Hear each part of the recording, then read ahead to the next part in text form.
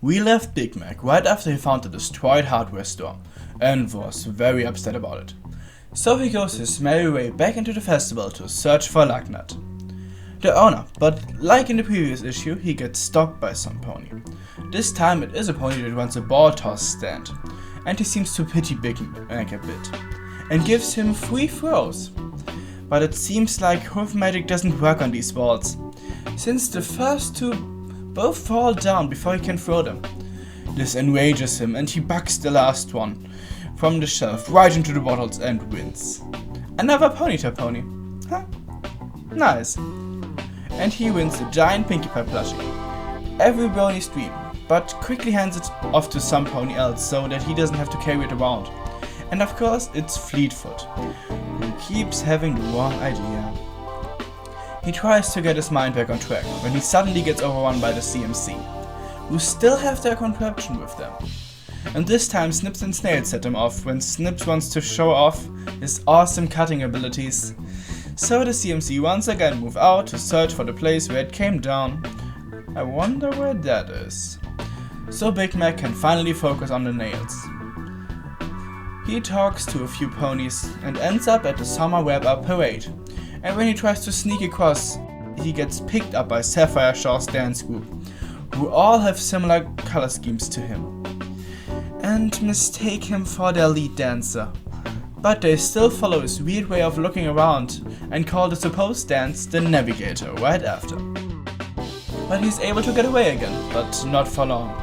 Photo Finish gets him and tries to get him for some photos, and I think we will see some pretty cool shots of him in a bit. But before that, Spike meets Big Mac, who kind of forces him into buying one of his little pony figures, through crying and making everything uncomfortable. And this seemingly worked many times before, since he has a pretty impressive pile of money beside him. But this figure is also a hindrance, so he gives that off too. And of course it's Fleetfoot who gets it once again, and imagines a spring wedding. But he still hasn't found Lugnut and goes searching for him once more. And doing that, passes Photo Finish's shop full of photos of Big Mac, and of course, Fleetfoot is very interested in them. Now the CMC arrives again to invite him to the hoedown to see their fireworks, but he takes the chance and checks the hoedown where all the ponies gather to search for Lugnut there. In this crowd no Lugnut could be found, but a pony called T-Love bumps into Big Mac there. So we have another mare that falls in love with Big Mac at first sight after crashing into him. And she is also delusional like Fleetfoot, imagining a spy story future for them. They are escaping an explosion, going skiing, marry in Las Pegasus, with Rarity desperately trying to catch the bouquet, fight crime, work with some secret files, and go diving together. And in her dreams, the bridesmaids will wear lavender. This definitely clashes with Fleetfoot's dreams, and they start to fight over Big Mac in the background. But he still doesn't seem to notice. Anyway, he moves on and sees Cheerly in the crowd, who is in some way related, I think, to Lugnut. And she actually knows where he is. He is on his way back to the store to make some repairs himself. While she tells him that Fleetfoot and T-Love are engaging in a catfight in the background. But at this point, he is so annoyed that he decides to go home, but he runs into AJ and her friends, who are partying hard. Seeing them do the bump doesn't really help his mood though. He thinks it was a waste of a day, at least until he once again runs into Zakoa, who reminds him that while his day definitely had some downs, maybe it wasn't all that bad. We can see some flashbacks of the events we saw already, but also some new things, like Celestia beating him in an arm wrestling, a water rafting attraction, Twilight and him in some cardboard photo signs, him getting stalked by Fleetfoot, and T-Love. And most importantly, Luna kissing him on the cheek on a Ferris wheel.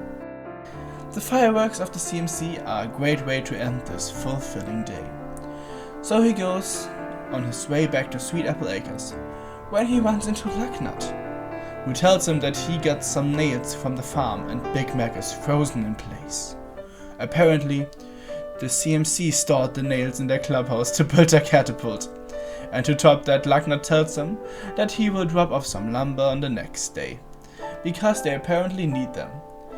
He makes his way back and finds the destroyed Gazebo, which seems to have gotten hit by one of the CMC's fired flaming bolts. Wow, this was a trip. Big Mac didn't have it easy there. But, like he learned from Sakura, not all was bad, and his journey was filled with Easter eggs and references to other things. So tell me what you saw, because I saw a lot. I just didn't want to list it all in this overview series, but even I could have missed something. And tell me what you thought of this storyline. I know it wasn't as action-packed as the previous ones, but I still love it. And I love the next one even more. Nay Anything, which tells the backstory of how Shining Armor and Cadence got together. And the story simply is adorable. So if you don't want to miss that, then like, comment and subscribe. But for now, until next time, fellow bronies, brony fellas, and bye.